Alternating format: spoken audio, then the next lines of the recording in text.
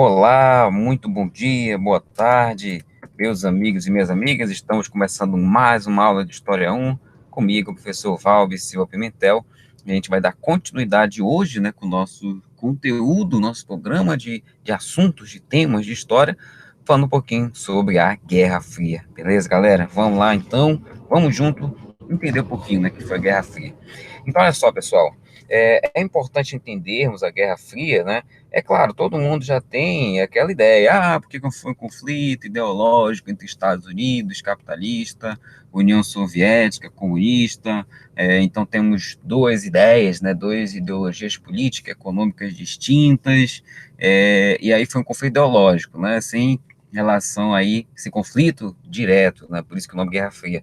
Ok, está correto realmente, né, basicamente foi isso.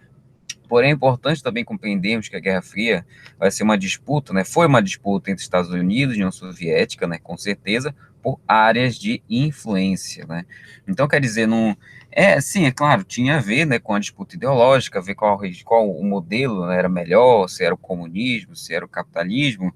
Porém, esse conflito se dava, né? Esse conflito indireto se dava em torno do interesse, né, e conseguir mais áreas de influência. Então, esse interesse em abranger mais áreas de influência, né, claro, abrangendo o seu sistema político, que a gente vai chamar de Guerra Fria, tá joia? E aí, é claro, vai haver vários momentos de tensão, momentos em que quase se deflagrou uma guerra mundial. Bom, então é isso que a gente vai ver na aula de hoje, tá joia? Bom, então como é que vai se construir essa Guerra Fria? Como é que surge essa Guerra Fria? Então vamos lá. Antes mesmo do fim da Segunda Guerra Mundial, a gente vai ter já a construção dessa geopolítica, dessas relações internacionais que nós vamos chamar de Guerra Fria. Por exemplo, em fevereiro de 1945, a gente vai ter aí a Conferência de Yalta. O que vai ser a Conferência de Yalta? Vai ser uma conferência reunindo os líderes, né, aqui da Grã-Bretanha, né, Winston Churchill, os Estados Unidos, Franklin Roosevelt, a União Soviética, Joseph Stalin, né, os países que estavam lutando aí, né, contra o nazifascismo na Europa, bem como contra o Japão, né, caso da Oceania, e eles vão se reunir para decidir como é que vai ficar o mundo após a Segunda Guerra Mundial. Então, essa conferência vai se chamar a Conferência de Yalta. Eles vão decidir nessa conferência os seguintes pontos, né, os principais pontos. A criação, né, da Organização das Nações Unidas, da ONU, uma entidade, né, supranacional para tentar, né, evitar uma nova guerra mundial, construir assim a paz mundial. Vão decidir também pelo desmembramento da Alemanha. Então, a Alemanha, né, que iria ser ocupada no final da guerra, vai ser dividida entre os países vencedores, bem como também a divisão do mundo em áreas de influência. Então, essa ideia de áreas de influência já surge aqui na Conferência de Yalta, em fevereiro de 1945, tá joia? Sendo que depois, 24 de outubro de 1945, a gente vai ter, né, a formalização da criação da ONU, que vai ser um ponto fundamental, né, para a geopolítica mundial até hoje. Além disso, na Conferência de Alta também nós vamos ter o estabelecimento do domínio soviético sobre a Europa Oriental. Então, essa região da Europa, veja bem, União Soviética, os países bálticos, Alemanha Oriental, Tchecoslováquia, toda essa área aqui, vai ficar, né, a priori sob influência, né, da União Soviética, tá joia? Porque foi os países, né, que foram, a maioria deles, né, foi liberta pela União Soviética durante a Segunda Guerra Mundial, e aí Stalin vai mostrar, então, seu interesse em aglutinar esses países sob o seu domínio, sob o domínio soviético, tá bacana? Além disso, a gente vai ter o estabelecimento de governos comunistas na Iugoslávia e na Polônia, né, na qual, né, no início, vão ficar aí também sob influência da União Soviética. A gente vai ter a aquisição de parte do território polonês também, que vai ser anexado, né, para a União Soviética, tá bacana. E teremos também a divisão da Coreia em duas, a Coreia do Norte comunista e a Coreia do Sul capitalista, certo? É daí que vai começar, então, né, aquela divisão da Coreia, Coreia do Sul e Coreia do Norte. Em julho de 1945, teremos uma nova conferência desses países vencedores, vai ser a Conferência de Potsdam, joia? Já vai ser na Alemanha. E aí, na Conferência de Potsdam, a gente vai ter aí, como principais medidas, a desnazificação da Alemanha. Então, o que seria essa desnazificação da Alemanha? Então, teríamos a divisão da Alemanha, né, em áreas ocupadas, tá certo? Então, essa aqui é a Alemanha que sobrou.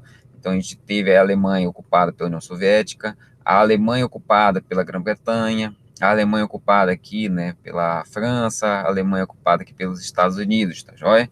E isso tudo para evitar, né, que os nazistas de repente voltassem ao poder e, quem sabe, provocassem um novo conflito. Então, o grande receio o grande interesse era evitar, né, que houvesse um novo conflito, né? Então, vai haver a divisão da Alemanha.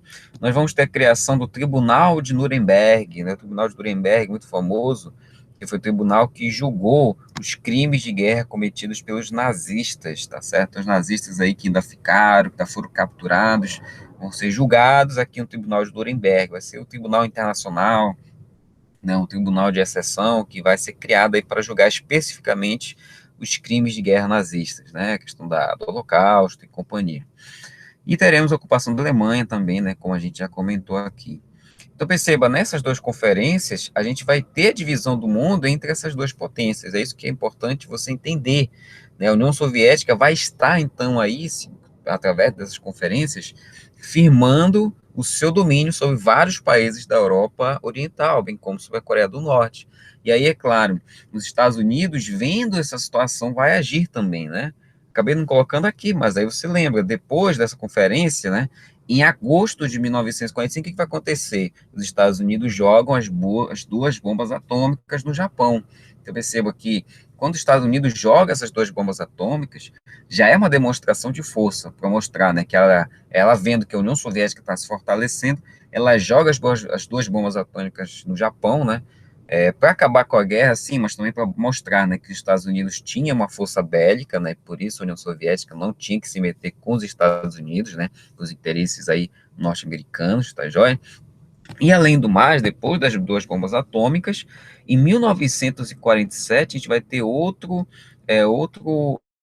fato, né, muito importante aí para a Guerra Fria, que vai ser a criação da doutrina Truman, né? O que vai acontecer? O presidente dos Estados Unidos já era o Harry Truman, certo? Sucedeu o Franklin Roosevelt, né, que acabou falecendo. E aí o Harry Truman, em 1947, vai para o Congresso dos Estados Unidos e lá ele faz um discurso, e aí lá ele fala, né, que o mundo estava ameaçado pelo poder do comunismo, então os Estados Unidos tinham que agir para proteger a liberdade, a democracia, bibibi, blá, né? Então essa vai ser a doutrina Truman, né, a doutrina aí pela qual os Estados Unidos vai a qualquer custo tentar, né, aumentar também sua influência sobre o mundo, né, aumentando aí também, né, o poder sobre zonas de influência, sobre áreas de influência, fazendo contraponto ao poder soviético. Então perceba que aqui a gente tem já desenhado a Guerra Fria entre Estados Unidos e União Soviética. Nesse mesmo ano, inclusive, na União Soviética, a gente vai ter a publicação do relatório Jidanov, né? O Jidanov era um secretário, né, do Partido Comunista Soviético, ele vai fazer um discurso no congresso, né, dos partidos comunistas lá do leste europeu, e lá ele vai fazer a mesma coisa que o Truman, né? Vai falar que o mundo está ameaçado pelo poder do capitalismo e que aí eles tinham que ajudar a libertar o mundo, né, e etc, né? Então, enfim, essas duas doutrinas, né, vai então ser a base aqui da Guerra Fria, tá joia? Vamos lá. Outros pontos importantes também, em 1944, isso aqui é uma coisa muito importante a gente falar, antes mesmo de acabar a Segunda Guerra Mundial também, a gente vai ter a elaboração do Acordo de Bretton Woods. O que vai ser o Acordo de Bretton Woods? É um acordo internacional pelo qual vários países do Ocidente, né, e depois vai aumentar, né, essa lista de países, vão firmar um acordo transformando o dólar em moeda internacional. Certo? Então é a partir daqui que o dólar vai se tornar referência nos negócios internacionais, assim como é até hoje, diga-se de passagem, né? Além também que vai se criar o FMI, né, o Fundo Monetário Internacional, e o BIRD, que é o Banco Internacional, né, aí de Reconstrução, Desenvolvimento. São bancos, né, que até hoje aí têm uma importância muito grande, né, no cenário internacional, emprestando dinheiro para países que a gente ouve falar até hoje, né? Então, para a gente citar, né, que aqui a gente tem o poderio econômico norte-americano se firmando. Em 1947 também, junto com a doutrina Truman, perdão, a gente vai ter a elaboração do Plano Marshall. O que é o Plano Marshall? É um plano que visa ajudar economicamente os países capitalistas, tá certo? Perceba que a Europa estava destruída ainda pela guerra. E aí, nesse cenário, quem estava se favorecendo? Os partidos de esquerda, que estavam ganhando eleições, partidos social-democratas, e diante, então, desse receio, os Estados Unidos vai fazer o quê? vai emprestar dinheiro, vai praticamente dar o dinheiro, em algumas circunstâncias, inclusive, para esses países capitalistas. Porque qual era a ideia dos Estados Unidos? Olha, se a gente empresta dinheiro, a gente evita que o comunismo consiga, né, vencer, consiga triunfar nesses países. Então, o Plano Marshall vai ser uma ajuda econômica a esses países europeus, né, para que eles se reconstruíssem aí no pós-guerra. Tá bacana. Nesse mesmo ano, a União Soviética vai criar o Cominform. O que era o Cominform? Era uma espécie de um órgão soviético que visava trocar informações entre os partidos comunistas. Porque a gente tem que saber que, através desse órgão, a União Soviética exercia, né, forte controle sobre o leste europeu. Né? Então, é claro, a política era extremamente centralizada na União Soviética. Então, através do Cominform, a União Soviética tinha um controle, tinha um poder sobre esses países do leste europeu. Legal? Em 1949, a gente vai ter a criação da Comecon. O que era a Comecon? Era também um plano econômico de ajuda aos países comunistas, tá joia? Um auxílio econômico, olha só, aos países sob hegemonia soviética. Assim como tinha o plano Marshall lá dos Estados Unidos, a União Soviética faz o Comecon. Em 1949, a gente tem a criação da OTAN, né, que é a Organização do Tratado do Atlântico Norte. O que era a OTAN? Era um alinhamento militar, olha só, ocidental capitalista. Então, esses países aqui do Ocidente, né, europeu, olha só, que estão de azul, eles se aliaram, né, aí, militarmente aos Estados Unidos e assim formaram uma aliança militar, tá joia? Que é a OTAN. Legal? E aí, qual a ideia da aliança militar? Olha, a gente vai se unir, né? E aí, se algum país, de repente, soviético, mexer com algum país nosso lado vai todo mundo ajudar. Bacana. Então, percebo que é uma aliança militar, realmente, para se fazer um contraponto aí, o domínio, né? Soviético. Em 1955, a União Soviética faz a mesma coisa, praticamente. Cria o Pacto de Varsóvia, né? Esse país aqui em vermelho. E aí, qual era a ideia? A aliança militar, né, dos países comunistas aí, fazer o contraponto aí ao lado capitalista, bacana. Aliança Militar do Leste Europeu. Também outro ponto do Pacto de Varsóvia é que ele visava conter tentativas autonomistas. É claro que a União Soviética continuava sendo uma ditadura, então se algum país de repente quisesse implantar uma democracia, se livrar, né, do domínio soviético, o Pacto de Varsóvia ia lá, né, e acabar com essa tentativa. Então o Pacto de Varsóvia visava aumentar ainda mais esse domínio soviético, domínio militar, né, soviético sobre a Europa Oriental, tá joia? E aí, veja, então, através dessas medidas, a gente tem a construção, né, da Guerra Fria, através de órgãos de ajuda econômica, através dessas entidades militares, né, que vão acirrar também a esses ânimos, tá joia? Então, isso que é importante perceber, que aqui a gente tem se firmando, né, esse conflito, né, ideológico, né? Tá bacana? E é claro, isso vai acabar provocando alguns momentos de tensão. Quais são esses momentos de tensão? Vamos falar deles então agora. Por exemplo, entre 1948 e 1949, a gente vai ter o bloqueio de Berlim. E aí, olha só, galera, lembra que a Alemanha tinha sido dividida, né, entre os países vencedores da guerra? Pois é, lembra que, novamente, né, o mapa, olha só, a Alemanha dividida. Berlim, que era a capital da Alemanha, estava no núcleo, né, no centro do lado comunista. Porém, qual o detalhe? Que Berlim também foi dividida entre áreas de ocupação. Então, Berlim, mesmo estando lá do comunista oriental, Berlim tinha seu lado capitalista e tinha seu lado comunista, tá joia? O Stalin, na época, é claro, queria tomar Berlim só para si, então vai bloquear Berlim, vai impedir o trânsito, né, para Berlim por via terrestre, a ida de pessoas do lado ocidental, enfim, vai impedir a entrada desses países ocidentais em Berlim, tá? Então vai ser causado pela União Soviética. E aí, qual o detalhe? Quando Stalin provoca o bloqueio de Berlim, os países ocidentais, é claro, não queriam perder, né, sua influência, né, sua ocupação sobre Berlim, por isso que vão criar pontes aéreas, né, ou seja, através de aviões, vão continuar se comunicando com Berlim, levando alimentos, medicamentos, transportando gente, enfim, vão continuar tendo contato com Berlim. Esse vai ser um momento de tensão, porque, para você ter uma ideia, né, os Estados Unidos vão chegar a ameaçar usar uma bomba atômica na União Soviética, caso Stalin continuasse com esse bloqueio. E foi isso que fez com que o bloqueio terminasse em 49, né, e aí abriu-se novamente o caminho aqui pela via terrestre para o lado ocidental chegar até Berlim. Então, o bloqueio de Berlim vai ser um momento já de tensão no contexto da Guerra Fria. Outro momento de tensão no contexto da Guerra Fria vai ser a Guerra da Coreia, bacana, vai acontecer acontecer entre 1950 e 53.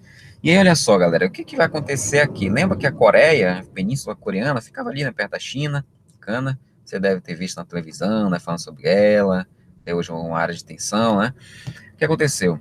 O Japão vai invadir essa região, tá certo? O Japão vai invadir a Coreia, China, Indochina, várias regiões durante a Segunda Guerra Mundial. Após a Segunda Guerra Mundial, o Japão é derrotado, né? Você já sabe. E aí o Japão se retira da Coreia. Porém, os países vencedores vão dividir a Coreia entre eles. Bacana. Lá, junto lá no tratado na conferência de Yalta, né, quando tem aquela divisão em zonas de influência, a União Soviética mostra o seu interesse, né, em ficar com a Coreia, né, uma parte da Coreia, e aí a gente vai ter a divisão da Coreia, né, entre o lado norte e o lado sul, através do paralelo 38 graus, tá bacana? O lado norte comunista, o lado sul, né, capitalista. Ok. Em 1949 vai rolar a Revolução Comunista na China, que a gente vai falar em outro dia, né, em outra aula, certo? E aí o que acontece? Em junho de 1950, o lado norte-coreano vai decidir invadir o lado do sul para tentar unificar a Península Coreana, né, sob influência comunista. E é essa invasão da Coreia do Norte sobre a Coreia do Sul que vai acabar deflagrando a Guerra da Coreia, tá bacana? Então temos essa invasão, ok? E aí o que acontece? O Sul vai receber apoio da ONU, né, para expulsar os norte-coreanos, e quem vai chefiar essas forças da ONU, né? Os Estados Unidos. Bacana? Esse até o general Douglas MacArthur, né, que vai liderar essas forças aí. E aí o que acontece? Com esse apoio da ONU, a Coreia do Sul vai conseguir expulsar os invasores e vai invadir a Coreia do Norte, olha só, a fim de tentar logo unificar, né, toda a península sob influência capitalista. E aí que aparece quem? A China, que já era comunista, né, vamos falar melhor disso em outra aula, e a China vai apoiar o norte. Então, quer dizer, depois da entrada da China, aí novamente aí vem um empatezinho, porque, né, os norte-coreanos vão expulsar os sul-coreanos, e aí vai ficar aquele empate, novamente aqui, né, paralelo 38 graus. E aí vai morrer muita gente. Em 1953, a gente vai ter a assinatura do armistício de Panmunjom, e aí que está o detalhe, veja bem, depois de todo esse conflito, 3 anos de guerra, muita gente morrendo, violência e tudo mais, né, nós vamos ter a assinatura desse armistício. Porém, qual o detalhe? Não se assinou até hoje um tratado de paz, porque o armistício, ele cessa, né, as hostilidades, né, o conflito, porém, o que firma realmente o fim da guerra é o tratado de paz, tem que ter o tratado de paz, e é isso que a Coreia nunca assinou. Por isso que até hoje a gente fala, né, que a Coreia formalmente ela continua em guerra, apesar de não estar tendo, por exemplo, troca de tiros, gente morrendo, porque nunca se assinou esse tratado de paz. É por isso que até hoje é uma área de tensão, né? De vez em quando fala da Coreia do Norte, que ia lá uma bomba aí nuclear, e a Coreia do Sul tem muito medo, né? Então, devido a isso, é uma questão que até hoje não se resolveu exatamente, tá joia? E aí, é claro, depois a Coreia do Sul vai receber um apoio norte-americano, vai se desenvolver. Hoje é uma potência tecnológica, uma potência educacional, né, uma coisa assim incrível, enquanto a Coreia do Norte continua no atraso, né, vivendo aí sob um regime extremamente ditatorial, extremamente atrasado, tá joia? Outra questão também da Guerra Fria, que é interessante a gente mencionar, é a corrida espacial, né? O que acontece? Além da questão militar, havia o interesse em dominar até mesmo o espaço. Olha só que onda, né? que aconteceu aqui.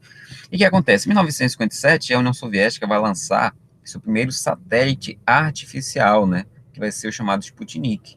E esse satélite artificial, Sputnik, era uma espécie de uma esfera assim, metálica, vai ser lançado, vai viajar pela órbita, né, da Terra por algumas horas, transmitindo ondas de rádio. Então, isso vai significar, né, um grande avanço para as comunicações, né? E aí, é claro, a União Soviética pensava também em fazer algum uso bélico, algum uso militar dessa tecnologia, e é por conta disso que os Estados Unidos, é claro, não vai querer ficar para trás, né? E também vai começar a desenvolver sua tecnologia espacial, através da criação da NASA, né? E tudo mais que você já conhece. Então, é isso que vai acabar fomentando essa corrida espacial. E a gente tem a questão da Laika, né? A cadelinha que vai para o espaço, porque havia o interesse da União Soviética em mandar gente para o espaço, vão mandar a cadelinha Laika, né? Os Estados Unidos depois vão mandar um chimpanzé, inclusive. Em 1961, nós vamos ter o envio do cosmonauta Yuri Gagarin ao espaço, né? E aí ele vai poder sobrevoar o espaço, vai ser o primeiro homem, né, a ser lançado no espaço, na órbita do planeta Terra, né? Vai ser um herói, inclusive Yuri Gagarin. Em 1963, nós vamos ter a criação do projeto Apollo pelos Estados Unidos, com o interesse de mandar o homem para a Lua, né? Olha só, então perceba sempre uma potência querendo passar, né, a outra, querer mostrar sua superioridade. Isso vai ser alcançado em 1969, com a chegada, né, do primeiro homem na Lua, o Neil Armstrong, né? Claro que não foi o único, né? Ele mais dois companheiros, porém ele é sempre o mais lembrado por conta que ele foi o primeiro homem a pisar na Lua, né? E diz aquela célebre frase, né? É um pequeno passo para o homem, mas um grande salto para a humanidade. Então, em 1969, a gente tem, né, um marco, com essa chegada do homem à Lua, e aí isso demonstrava, né, claro, né, o poder também, né, e tecnológico dos Estados Unidos. E é claro, a corrida espacial teve seus pontos positivos, né, uma vez que é a corrida espacial que vai possibilitar o desenvolvimento de satélites artificiais, que por sua vez possibilitam, né, um avanço muito grande nas tecnologias de comunicações, a internet, por exemplo, né. Porém, é claro, também teve suas contas, né. Então, por exemplo, desde o início da corrida espacial, que a quantidade de lixo espacial vai só aumentando, né. Então, pedaços de satélite que vão ficando pela órbita, coisas que vão ficando pela Lua, deixadas pelos astronautas, né, enfim, o ser humano é um ser, né, terrível, né. E aí, é claro, né, como tudo teve seus prós, teve seus contras. Voltando para os momentos de tensão da Guerra Fria. Em 1949, a gente vai ter a divisão da Alemanha. Lembra que a Alemanha estava ocupada, né? O que acontece? O lado ocidental vai ser unificado, tá joia? E esse lado ocidental unificado, né, sob influência capitalista, perdão, vai se chamar República Federal da Alemanha, a RFA. Tá bacana? O lado capitalista. E o lado comunista, por sua vez, né, vai se tornar a República Democrática Alemã, a RDA, sob influência comunista. Então, aqui, novamente, a gente tem mais um símbolo da Guerra Fria. Aqui, né, destacado, você tem Berlim. E qual o detalhe? Berlim também vai continuar dividida entre o seu lado ocidental e o seu lado oriental. O lado oriental comunista, o lado ocidental capitalista, né? E aí, qual o detalhe, né? Claro, os Estados Unidos, ele vai investir, né, na Alemanha Ocidental, a fim da Alemanha Ocidental se tornar, né, desenvolvida, a população ter uma qualidade boa de vida, porque isso é uma forte propaganda, né, para os Estados Unidos, tá certo? E é por conta disso que muitas famílias do lado oriental fugiam para o lado ocidental, né, por conta que o lado ocidental tinha a melhor qualidade de vida, né, a população consumia, comprava carros bonitos, por exemplo, coisa que não havia tanto no Oriente, né? O lado oriental tinha vários, né, problemas, tinha várias restrições, e aí, para evitar essas fugas, que em 1961 vai ser construído, né, o Muro de Berlim, bacana, o célebre Muro de Berlim, né, que dividiu Berlim desses dois lados, dividindo famílias, dividindo amigos, e é claro, muita gente vai continuar tentando fugir, né, porém muita gente vai acabar morrendo nessas tentativas. O Muro de Berlim vai se transformar, né, num grande símbolo desse mundo dividido, tá joia? Em 1962, a gente vai ter a crise dos mísseis, né? O que vai ser a crise dos mísseis? Veja, a gente vai falar também depois da Revolução Cubana, né? Cuba, em 1959, vai passar por uma revolução. Era uma revolução, na verdade, nacionalista, certo? Porém, como os Estados Unidos vai discordar dessa revolução, né, vai criar uma série de embargos econômicos à ilha, Cuba vai acabar se aproximando da União Soviética. E aí, com isso, que em 1961, né, Cuba vai se transformar, então, no regime aí, formalmente comunista.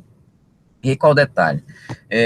Aí, em 1962, os Estados Unidos tinha deslocado uma grande quantidade de mísseis para a Turquia, né? A Turquia que está ao lado ocidental, né, nessa disputa, e aí esses mísseis, é claro, estavam virados para a União Soviética. A União Soviética vai descobrir isso e vai fazer o que, então? Vai mandar para Cuba também, né, uma quantidade aí de mísseis nucleares também, e instalar esses mísseis nucleares em direção, né, aos Estados Unidos. Olha só. Então, perceba o que acontece. Então, a União Soviética começou a instalar esses mísseis nucleares. Os Estados Unidos já possuía a CIA, né, Serviço de Inteligência, que descobriu, né, sobrevoando a ilha, descobriu essas bases de lançamento de mísseis nucleares virados pelos Estados Unidos.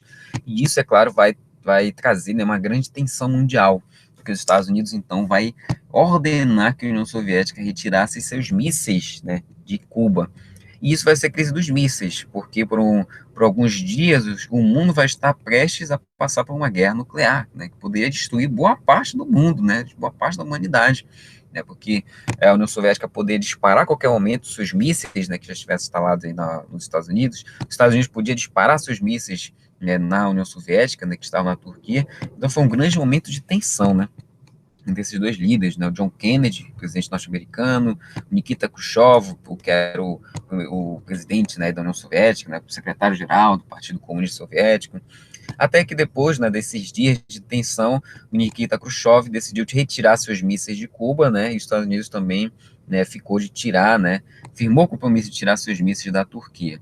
Então, a crise dos mísseis, né, vai ser um momento, então, de grande receio, né, do mundo, pela qual o mundo quase passa por uma guerra nuclear. Joia, é isso que vai gerar, né, toda a preocupação mundial, né, em torno dessas questões. E olha só, galera, já para a gente encerrar esse assunto, vamos falar, então, da distensão. Perceba que desde do final da Segunda Guerra até aí a década de 60, o mundo passa por tensões, por guerras, né? Tá certo? E o que vai acontecer? A partir da década de 70, a gente vai ver um processo de distensão, ou seja, um momento, né, que essa tensão começa a diminuir, né, entre as duas potências. E aí, quais são os pontos principais dessa distensão? Na década de 70, a gente vai ter a integração da China comunista à ONU, certo? Graças ao apoio norte-americano, inclusive. A gente vai ter também a assinatura do SALT, né, que era o Tratado sobre Limitação de Armas Estratégicas. Vai ser um tratado entre Estados Unidos e União Soviética visando diminuir o número de armas nucleares. E isso vai ser um ponto fundamental, muito importante, né, para a diminuição aí, né, dessa quantidade de armas nucleares no mundo. Joia? Em 79, a gente vai ter a assinatura do SALT II, que vai ser um novo tratado, né, de diminuição de armas nucleares, tudo isso graças ao receio, né, da uma guerra nuclear. Na década de 80, vai assumir nos Estados Unidos o presidente Ronald Reagan, esse cara bem aqui, né? O Ronald Reagan vai começar um novo processo de tensão com a União Soviética. Aqui, o governo Reagan vai gerar uma nova tensão com a União Soviética, né? Quando ele cria o projeto Guerra nas Estrelas. Então, Ronald Reagan vai propor um projeto, né, de criar uma espécie de um escudo, né, sobre a órbita, né, dos Estados Unidos, enfim, levar armas para o espaço. Era uma coisa bem louca, né? Porém, esse projeto Guerra nas Estrelas vai aumentar novamente a tensão entre Estados Unidos e União Soviética, né? E aí, a União Soviética, que já passar por uma crise econômica, né, muito feia, depois eu vou falar melhor disso, e vai começar a produzir novamente armas, né, piorando sua crise econômica, porque para produzir arma tem que ter dinheiro, obviamente, e isso é que vai piorar a crise na União Soviética, tá certo? E aí, qual o detalhe? Diante de toda essa crise, quem vai assumir o governo da União Soviética vai ser esse carequinha simpático, né? O Mikhail Gorbachev, né? O Mikhail Gorbachev vai ter um perfil, né, já aí de reformas, né? Vai tentar democratizar a União Soviética, e é com esse projeto que Ronald Reagan se aproxima do governo soviético, né? E aí vamos ter uma segunda fase do governo Reagan, né? Vamos ter uma nova distensão entre os dois governos, né? O governo Reagan, governo Gorbachev. Em 1987, a gente vai ter a assinatura do Tratado para o Cancelamento de Armas de Médio e Curto Alcance, perceba, um novo tratado importantíssimo, né, a fim de evitar, né, uma possível guerra nuclear, tá joia? E em 1989, a gente vai ter a queda do Muro de Berlim, finalmente, né, unindo novamente a Berlim Ocidental da Berlim Oriental. Depois a gente vai comentar melhor esses pontos, mas o que é importante saber é que isso vai significar o fim da Guerra Fria, né? E quando cai o Muro de Berlim é quando a União Soviética já está em decadência, né? Um ano depois, nós temos a unificação da Alemanha, né? E em 91 a gente tem o fim da União Soviética, né? Em dezembro de 91, Gorbachev vai para a televisão e anuncia o fim da União Soviética. Então, quer dizer, com a decadência do socialismo real, que a gente vai ter o fim da Guerra Fria. Tá joia, né? E aqui tem, olha só, Pedro Bial, quem diria, né? O cara apresentou o BBB tantos anos, foi o cara que cobriu a queda do Muro de Berlim. Olha só que fantástico, né? Pensou você poder viajar no tempo, estar no lugar de Pedro Bial cobrindo, né, a queda do Muro de Berlim? Deve ter sido fantástico, né?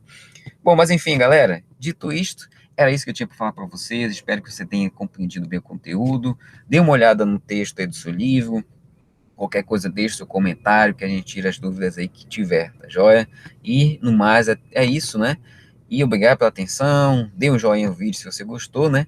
E a gente se vê na próxima, tá joia? Valeu, galera. Tchau.